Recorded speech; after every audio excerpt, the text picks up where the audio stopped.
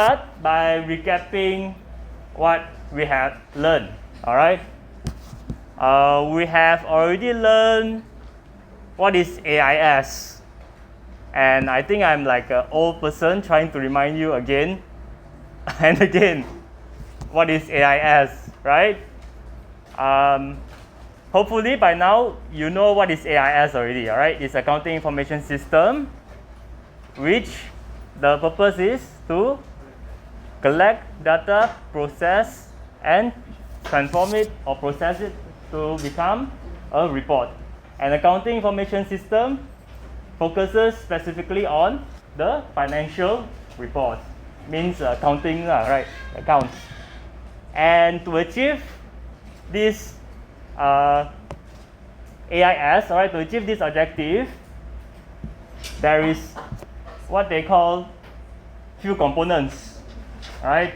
Which is the people, me and you, all right? We have to go inside to the place to use the software, all right, another component, the software. To use the computer first, the hardware, to use the software to process, to collect the data, store it in the database, another component, and then to do all of this, there must be steps, right? The business processes, all right, which is the second part. So, in terms of software, one of the example is ERP, all right, the Enterprise Resource Planning is one of the example of a software, which is a centralized system, all right, with a centralized database. Okay, we discussed a bit about what is the pro and con of having a centralized database. Then we discussed afterwards is what is business processes, right? How a business should function in proper order. And then we talk about the documentation techniques. Then I introduced to you two types of documentation techniques. Of course, there are more documentation techniques, but since our course is we have limited time, our focus will be on data flow diagram, which is the main diagram to show or to illustrate the business processes. All right, how the data in a business process flow. Data flow diagram, right? DFD. The title itself explains what it is. All right, then we got the flow chart. Flow chart, we have three different types of flow charts. Actually, over here, sometimes people just mix.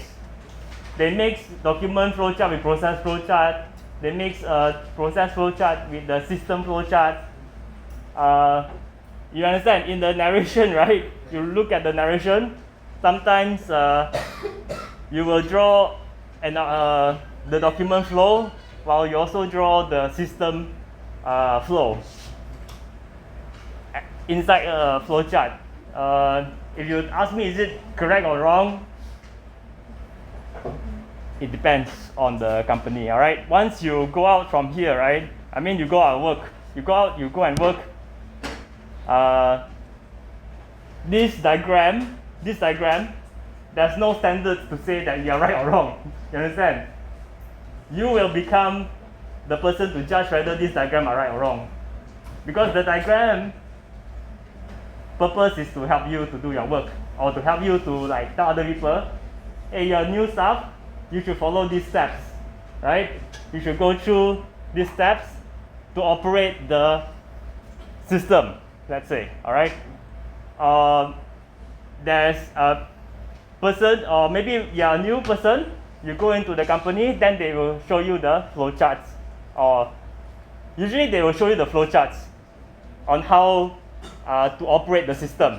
Like, for example, if you see the SQL, right? You see SQL, right?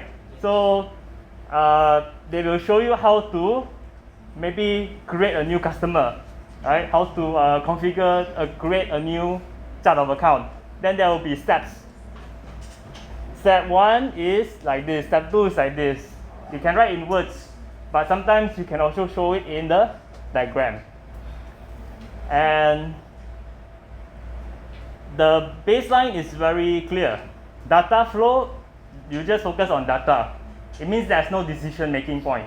It means like this. Is this a new customer or not? That one will not be illustrated inside the data flow diagram. The data flow diagram will just show that customer will provide information to the revenue cycle. They will not go to the point where customer, is it new or is it existing customer? Then there's the decision point. That one will be in the flow chart. Data flow diagram is just to show you how the data flow. The flow charts will have decision point where is it new? Yes, then you will go and create a new customer in the system. If not, you straight away go to create the sales order. You understand? I'm just giving you a big idea of the flow charts, and then giving you a brief idea on what you should do in the future, right? Also, this is inside the exam. So in the exam, I will show you after this how to answer the question easily, all right? Because it is very simple. You just read, I will show you, you just read the case, and then I already highlight the main processes. What you need to do is, you need to make sure that you know how to connect, or you know how to draw the shape and connect the flow. And you must make sure that you know how to slowly read the passage, okay? That is the documentation techniques, right? Then last week we are so happy we got no class. We got no class, right, last week. Apparently I want to upload also the case. You know, I actually put in the case also, the one that is from the book also, the one that I have created. I also want to upload that the steps, but I didn't do it. Reason being because I want you to try first. Go back and try. If really cannot, then of course you can, right? Because it's very clear. You can, right? Yes, good.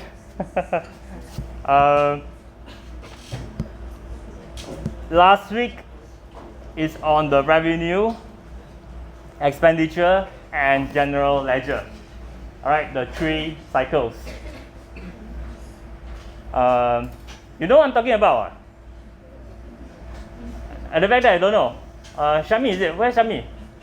Shami, right? Shami. I remember you. Okay, you know what I'm talking about?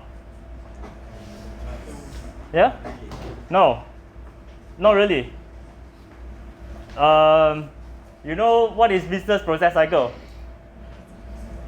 You know what is business process cycle? Okay. Clear, boleh? Are we still in the same line? Business process cycle. Everyone understand what's business process cycle? In a business, there is few in a business. Okay, business process cycle is basically different activities that build up processes. And then in the business, there will be revenue process, expenditure process, and then the general ledger, which is the reporting process. Okay, that is the one that I highlight last week. This week we're supposed to focus on the production.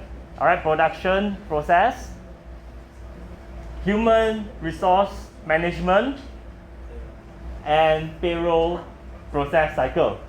Later I'll tell you, certain books they combine human resource management and payroll together because they are HR, right? Human resource management. Certain books they will separate them to two parts, where the human resource management is dealing with the hiring, training, and the performance evaluation, and then also retirement, alright, if there is.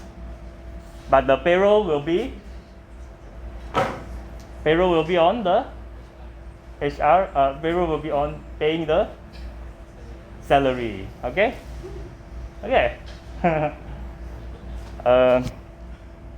Production cycle. Okay, that is the recap.